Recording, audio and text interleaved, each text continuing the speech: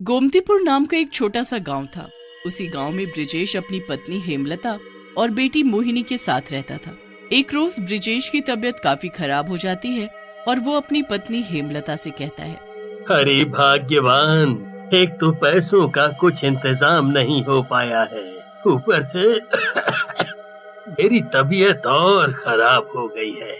समझ नहीं आ रहा है कि गौरव बेटे के कॉलेज की फीस का इंतजाम कैसे हो पाएगा।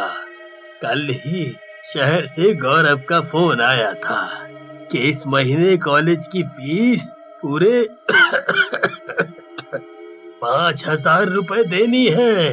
अब तुम ही बताओ कि छोटी सी नौकरी में भला मैं 5,000 का इंतजाम कैसे कर पाऊंगा। अजी एक तो पहले ही घर में खाने के लाले पड़े हैं, ऊपर से गौरव के कॉलेज की फीस कैसे भर पाएंगे हम। तभी मोहिनी वहाँ आती है और माँ पिताजी से कहती है, ओहो माँ पिताजी, आप काहे को इतनी टेंशन लेते हो, और वैसे भी अब आपकी बेटी बड़ी हो गई है, इसलिए कल से मैं भी बाहर काम करके पैसे कमाऊंगी।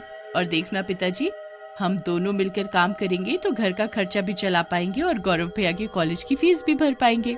अच्छा, तो तू बाहर खड़ी हमारी बातें सुन रही थी? पर जवान बेटी बाहर जाकर काम करे ये ठीक नहीं है। क्यों माँ, क्या बस बेटे ही घर से बाहर काम के लिए जा सकते हैं, बेटियां नहीं? मैंने भी तो 12 तक की पढ़ाई की है, और वैसे भी आजकल बेटियां भी बेटों से कम नहीं है। बात तो बिल्कुल सही कही मेरी लाडो ने। तो फिर मैं कल से खैमू काका की चाय की दुकान पर चाय बनाकर बेचने का काम करूंगी। मैंने उनसे पहले ही बात कर ली थी, और पता है काका हर महीने काम के मुझे पूरे 5,000 रुपए देंगे। और इतना ही नहीं, अगर मैंने ज्यादा और बढ़िया काम किया तो वो मुझे पैसे भी ज्यादा ही देंगे। फिर अगले ही दिन से मोहिनी खैमू काका की दुकान पर चाय बनाकर बेचने का काम करने लगती है और आवाज लगाकर लोगों को अपनी दुकान की ओर आकर्षित करने लगती है। आओ जी आओ, भैया भाभी, सर मैडम, भाई साहब, जरा हमारी दुकान की स्पेशल चाय तो पी कर देखो। अरे जो एक बार हमरे हाथों की बनी चाय पिएगा वो एकदम तरोताजा हो जाएगा। तभी चाय की दुकान के पास एक कार आकर रुकती है। कार से कमल नाम का एक लड़का बाहर आता है और मोहिनी से बोलता है, तुम्हें तो इस चाय की दुकान पर पहले कभी नहीं देखा। यहाँ तो वो बूढ़े काका चाय बनाते थे ना? अजी साहब, आपको उन बूढ़े काका के हाथ की चाय पीनी है तो मैं अभी उन्हें ही बुला देती हूँ। अरे मैं तो मजाक कर रहा था, और वैसे भी इतनी सुंदर लड़की हमें चाय बनाकर पिलाए, इससे अच्छी बात और क्या होगी। ऐसा करो, 3 कप चाय बना दो। तभी कमल की कार से उसके 2 दोस्त अनिकेत और कार्तिक बाहर आते हैं और बोलते हैं, क्या बात है, इस बूढ़े काका की दुकान पर ये चाय बेचने वाली छमिया कहाँ से आ गई? मोहिनी सभी को चाय पकड़ाती है। साहब, ये हमरे हाथ की स्पेशल चाय है, इसलिए इस चाय के एक प्याले के 5 नहीं बल्कि 10 रुपए लगेंगे। तभी कार्तिक मोहिनी को चाय के पैसे देते हुए उसका हाथ पकड़ लेता है। अरे तुम 10 रुपया क्या, हमसे जितने भी पैसे मांगोगी हम देने को तैयार हैं, पर शर्त ये है कि तुम ये चाय हमें अपने कोमल हाथों से पिलाओगी। मोहिनी कार्तिक से अपना हाथ छुड़ाती है और बोलती है, लगता है आपको चाय के साथ साथ हमरे हाथ का कड़क थप्पड़ भी खाना है। अरे यार कमल और कार्तिक, तुम दोनों ने जहाँ सुंदर लड़की देखी नहीं कि लाल टपकाना शुरू कर देते हो। आप चाय पियो और चलो यहाँ से, इससे पहले कि ये लड़की हम तीनों को थप्पड़ जड़े। फिर वो तीनों दोस्त चाय पीकर वहाँ से चले जाते हैं। उनके जाने के कुछ ही देर बाद मोहिनी की चाय की दुकान पर चाय पीने वालों की भीड़ लग जाती है। सभी मोहिनी की बनाई हुई चाय की खूब तारीफ करते हैं। फिर मोहिनी रोज चाय की दुकान पर जाकर चाय बेचने लगी और उसकी बनाई हुई चाय की चर्चा दूर दूर तक होने लगी थी। एक रात मोहिनी अपने माँ पिताजी से बोलती है, देखना पिताजी, एक दिन मैं अपनी खुद की चाय की दुकान खोलूंगी, फिर आपको छोटी मोटी नौकरी करने के लिए यहाँ वहाँ धक्के नहीं खाने पड़ेंगे। फिर हम तीनों मिलकर चाय की दुकान में खूब मेहनत करेंगे और खूब सारे पैसे कमाएंगे। अगले दिन मोहिनी फिर से खुशी खुशी दुकान पर जाती है और चाय बनाने लगती है। दुकान पर काम करते हुए उसे सुबह से रात हो जाती है कि तभी उसकी दुकान के सामने आकर कार रुकती है। कार से कार्तिक बाहर निकलता है और देखता है कि दुकान के आसपास कोई नहीं है। तभी कार्तिक चाय लेने के बहाने से मोहिनी का हाथ पकड़ लेता है और उसे दुकान से बाहर निकालकर उसके साथ छेड़खानी करने लगता है।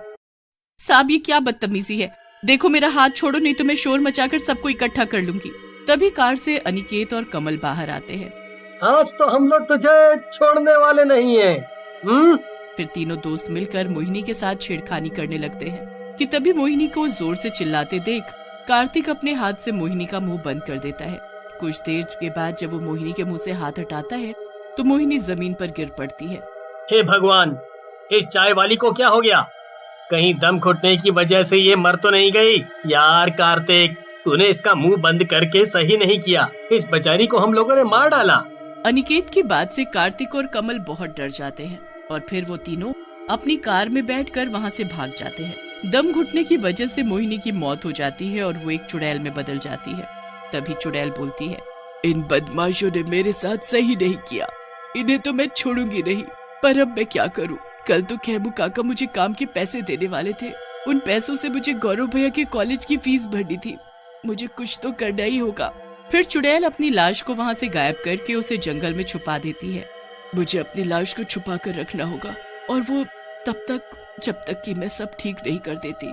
फिर ऐसे बोलकर चुड़ैल फिर से मोहिनी के रूप में बदल जाती है और सुबह होते ही मोहिनी खेमू काका से अपने काम के पैसे लेकर अपने भाई गौरव की कॉलेज की फीस जमा करा देती है। फिर चुड़ैल मोहिनी के रूप में चाय की दुकान पर जाकर पहले की तरह ही चाय बनाने लगती है। तभी मोहिनी की दुकान के पास चाय पीने वालों की भीड़ लग जाती है।